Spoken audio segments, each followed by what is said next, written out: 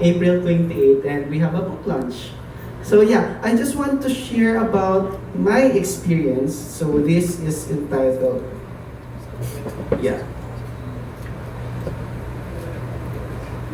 Oh, yeah. So the title is Planting the Right Tree in the Right Place, the Aurora Experience. So, ayun nga, na-share ko na sa inyo that I was born in Aurora and I love Aurora so much na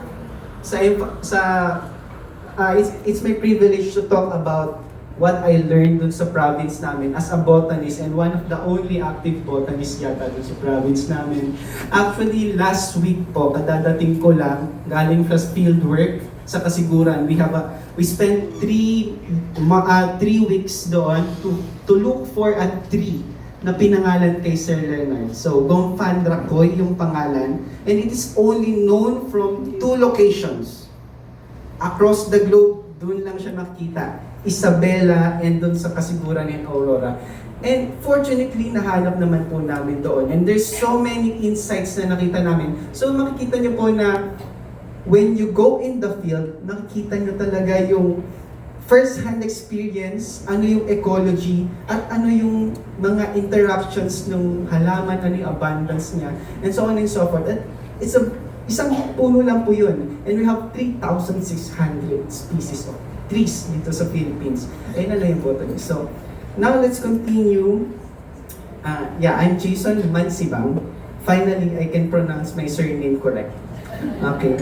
So, just like Ma'am Lil and many of us siguro, we were inspired by Sir Leonard.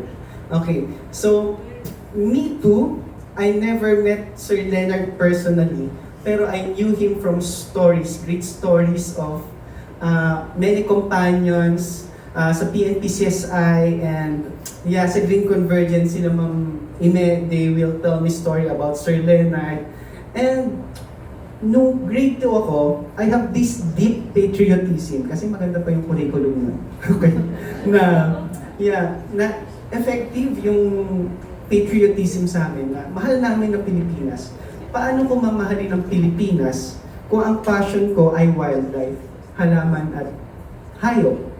So, that is by knowing and learning ano yung meron sa gubat natin, o yung mga isda siguro kung nasa dagat.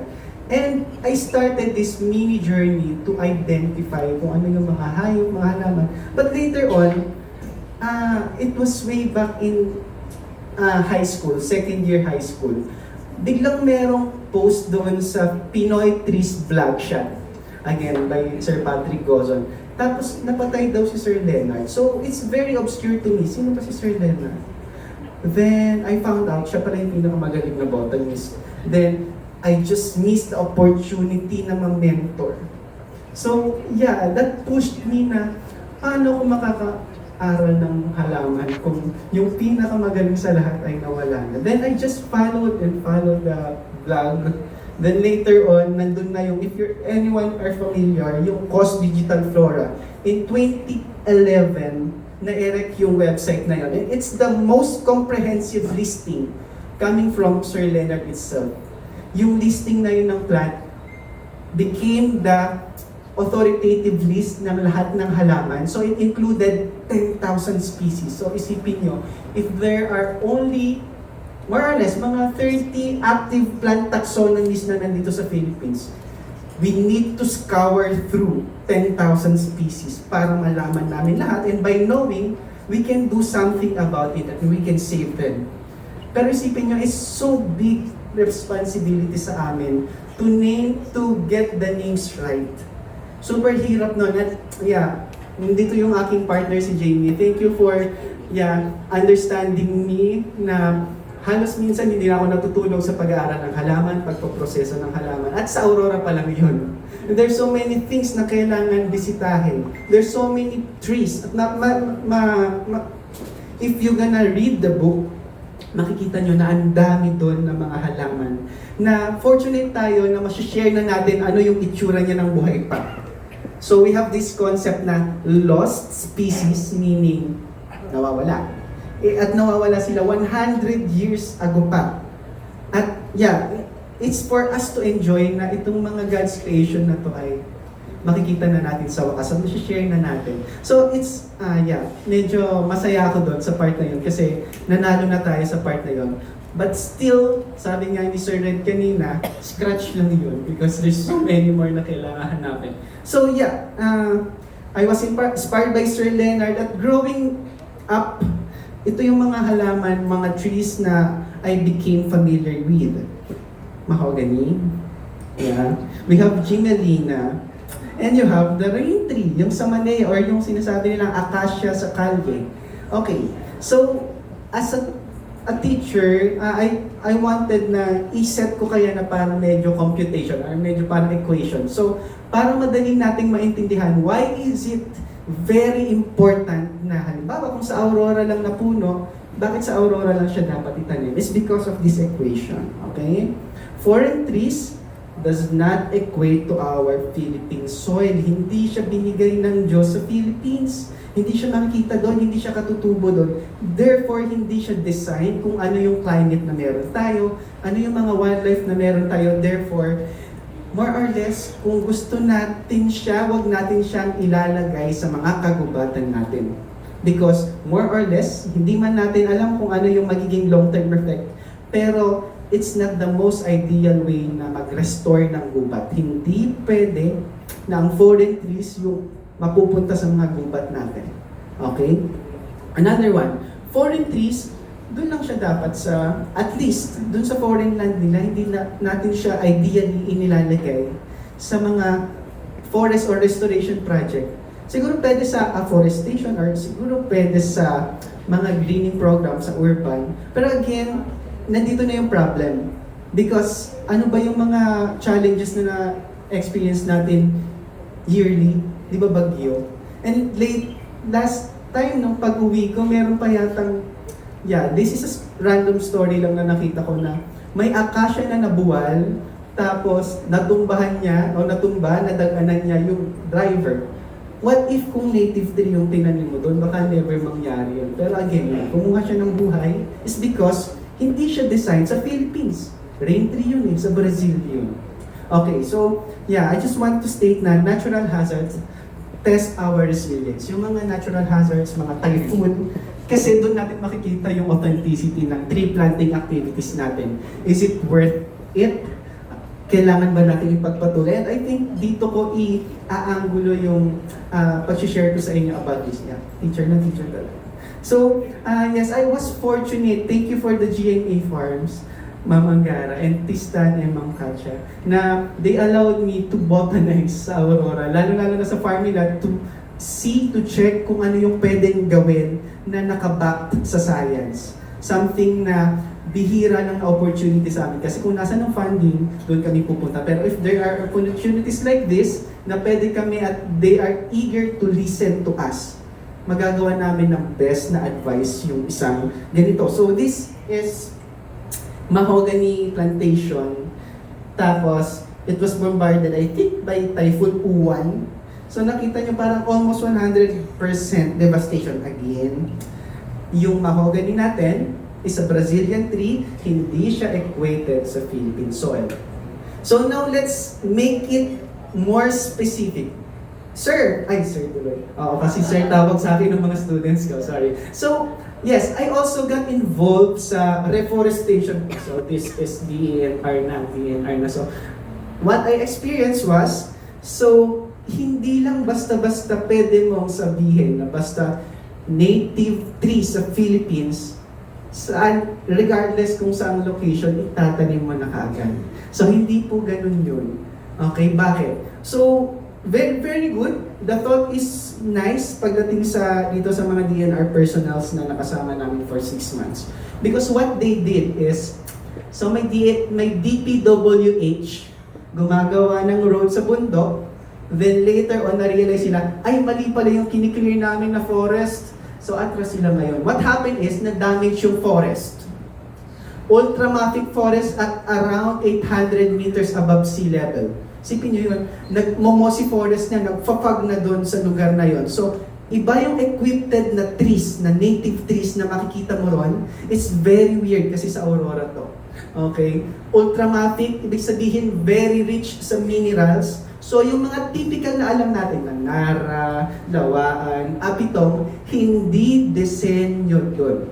Okay? So we need to make it more specific na, yeah, on this case, white Lawaan yung tinanim nila. So good, no? Kasi endemic siya.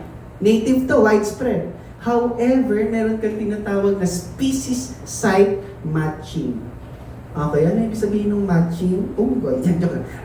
Matching, ibig sabihin, you need to match the proper habitat sa proper species. Hindi porket native siya sa Philippines. For example, ito, ultramafic forest. Pag non-ultramafic species, hindi mo siya dapat itanim doon. So that's where baseline research comes. Okay? Kailangan alam mo yung laman ng gubat. Kailangan alam mo na hindi lang porket Lawaan yan na native yan, siya nakaagad yung automatically itatanim. You need the structure of the forest. Parang ganito, kung meron kang punit sa pantalon, tapos maong siya, papalitan mo ba siya ng tela na linen? Papalitan mo ba siya ng tela na cotton? Di ba dapat jeans din? Di ba dapat denim din? So just like that, kailangan nakadesenyo sa as is.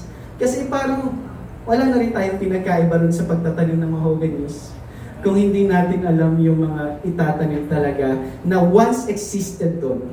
So para din siyang kapag nasugatan kayo at kailangan yung magpatagpik ng balat, balat ba ng kabayo yung ilalagay natin doon? Hindi po. Di ba dapat balat nyo rin? Kasi it will not be compatible. So I hope you are on me pagdating dito. So yeah, I really appreciate if lahat tayo will make the science of restoration more science-based. Opo. Yeah, I just want to exhibit lang, for example, ito Vaccinium Oscar Lopesiani, pinangalan kay OML. So it was designed, it evolved in montane forest. Sa Luzon lang po siya makikita. Are we going to plant it sa beach forest ng Mindanao? Hindi. Or how about this? Yung Syzygium speciosissimum. It's one of the most beautiful syzygiums. So actually ito yung inaaral ko ngayon, syzygiums. So makikita siya again, Luzon lang siya, montane forest, about 2,000 meters above sea level. Itatanim ba natin siya sa sand dunes ng Paway? Native siya. Pero again, it's not designed. It's not compatible dun sa area or sa habitat na yon. At again, kailangan pa natin na mas marami pong forester that will know ano yung itatanim doon if you have restoration project or restoration efforts. So this is Tateisha naman, is a very beautiful legume. Okay, I failed to include it doon sa book, pero let's hope na mag-ine 505. Let's see. Okay, so Cagayan low and dinagat lang siya na lowland ultramafic. Are we going to plant it sa karst forest ng Cebu? I think hindi kaya. Or Barringtonia asiatica, yung buton or botong, itatanim ba natin siya sa tuktok ng Mount Pulag? Hindi. So, you see, even if malabel siya as native, and even isipin nyo na lang to, may Shorea contorta po, or yung white lawaan na makikita sa Mindanao, are we going to plant it in Luzon? Hindi rin po maganda yung ganun. So, yeah, we need to be sensitive dun sa ecology ng isang area because what we do right now might have a very big consequence sa future, lalo na sa conservation. Okay, so, yeah. And as we delve sa more science-backed na restoration, there are more struggles na nakikita namin sa field. So just like, I think marami sanang kwento si Sir Leonard na masashare sa atin about how the layman's struggle pagdating sa field. So even me, ako lang, very few lang yung story ko, pero there are struggles na hindi natin naririnig.